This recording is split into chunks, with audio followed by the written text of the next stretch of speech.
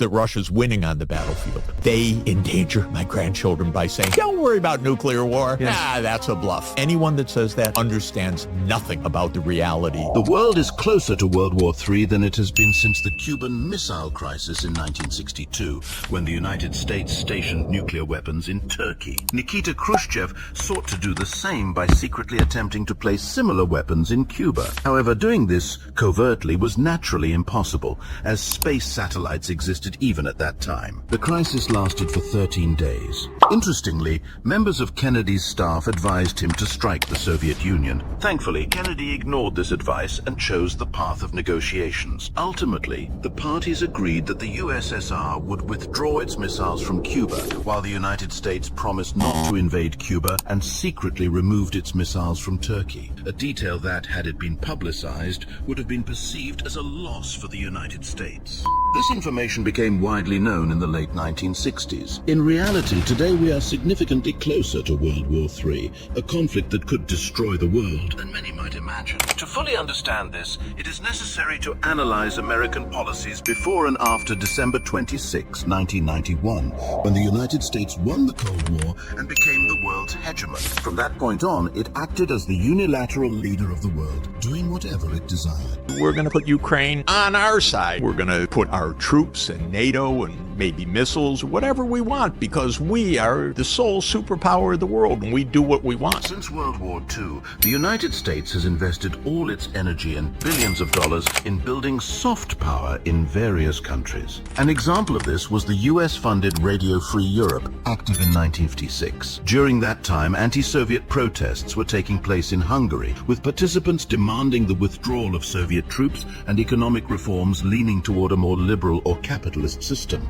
These protests began on October 23, 1956. 5 days later, the USSR and Hungary reached an agreement for Soviet troop withdrawal, making Hungary more sovereign. However, at the same time, Radio Free Europe, funded by the Americans, was encouraging Hungarians to take more radical measures, fight until the end. Washington also made statements, including from US President Dwight Eisenhower, who referred to the Hungarian protests as a spiritual victory against tyranny, declared that the US would continue to support freedom worldwide, extending this support to all nations fighting for civil liberties and human rights. Ironically, alongside this incitement, President Eisenhower stated that the US would not militarily intervene in the Hungarian crisis. This foreign interference led Hungary to declare neutrality on November 1 and withdraw from the Warsaw Pact, the Soviet counterpart to NATO. This step crossed a red line for the Soviet Empire, responded by deploying troops to Hungary, sparking a bloody conflict that ultimately resulted in the deaths of around 3,000 Hungarians,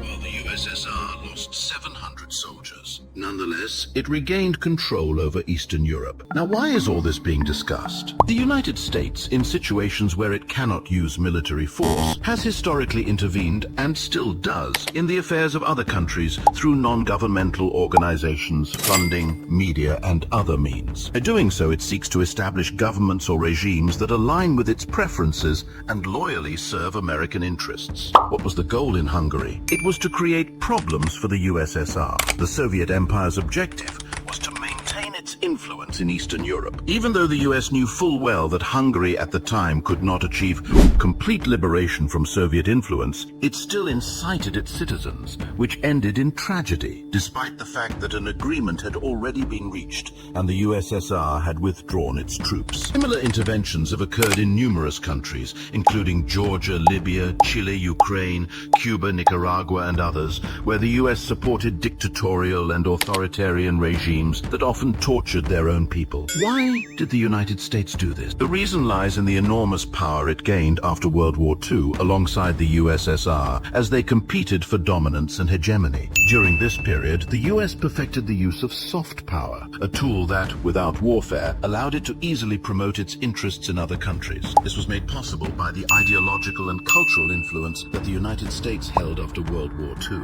It was one of the main reasons for America's future hegemony. December 26, 1991 marked the dissolution of the Soviet Union, a pivotal moment shaped by such circumstances. The United States officially won the Cold War and began expanding its influence, bringing all of Eastern Europe under its sphere of control through NATO and the European Union. Francis Fukuyama even declared that history had ended and the future was now determined This was a bold statement, but at that time, one might genuinely believe that the global status quo would remain unchanged as the US dominated everything. From this period onward, the US established over 100 new military bases in strategically important locations and organized or supported color revolutions in various countries. This was possible because of its immense power. However, the situation is gradually shifting as the geopolitical landscape of the world is no longer what it was 15-20 years ago. Serious competitors have emerged to challenge American dominance,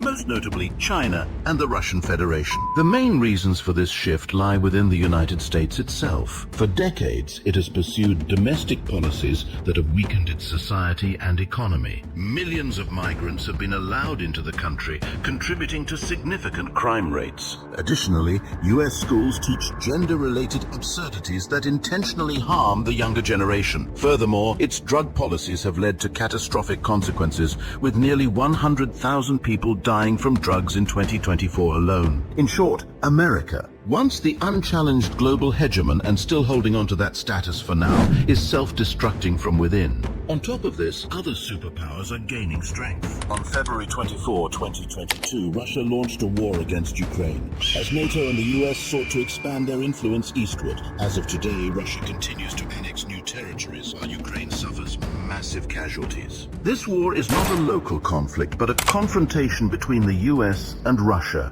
with Ukraine serving as the battleground. The reality is that the US is losing the war in Ukraine. Well, Ukraine's losing the war on the battlefield. That's the basic point. Conflict that may become one of its most significant geopolitical failures, accelerating the formation of a multipolar world. Those who fail to analyze and respond appropriately to these developments could find themselves in a very precarious situation. Let us now consider how well the US understands these dynamics. Starting January 20, Donald Trump will officially assume the presidency. Ladies and gentlemen, the President-elect of the United States, Donald John Trump. His speeches clearly indicate his intent to restore America's global primacy and address its internal crises, challenges that are impossible to resolve without significant changes. First and foremost, this includes dealing with the deep state, which has held considerable power in the US for centuries. It is believed that this was the reason behind the assassination of John F. Kennedy on November 22, 1963. According to reports, his opposition to the Federal Reserve System led to his death. But let us return to our main topic. Since we have discussed the reasons for America's rise, its highly strategic and intelligent approach, as well as its current decline, we must now pose the main question of our video. Will the American empire collapse? The United States has one of the most favorable geographical locations, making it arguably the safest country in world history. This means that, militarily, it cannot be defeated without the use of nuclear weapons. It is bordered by the Atlantic Ocean to the east and the Pacific Ocean to the west, creating natural protective barriers. Additionally, the US maintains between 700 and 1,000 military bases worldwide to secure its dominance. This global network is one reason it pushed for NATO's eastward expansion, which crossed a red line for Russia. As a result, the US will not collapse like the Soviet Union. However, it is no longer the sole global hegemon. By 2025, the world has shifted to a multi-power dynamic with 3 to 4 centers of influence: the US, Russia, China, and perhaps India. Consequently, the US has been and will continue to be forced to make concessions as the global order evolves. The 21st century is likely to be an era of cold wars among multiple global powers. Since the US remains the strongest among them, it is expected that Russia and China will collaborate to weaken its position. This could put the US in a very precarious situation. Zbigniew Brzezinski warned of this scenario in his book The Grand Chessboard, where he identified a strategic alliance between Russia and China as the greatest threat to US global hegemony. Such an alliance, with their combined resources, populations, and military strength, could challenge American influence. This mistake was realized during the Ukraine war, which quickly backfired by strengthening strategic ties between Russia and China. In 2022, the two nations signed a no-limits partnership, personally endorsed by Vladimir Putin and Xi Jinping. This agreement emphasized the depth and long-term nature of their relationship, criticized NATO's expansion, and opposed the policies of Western nations.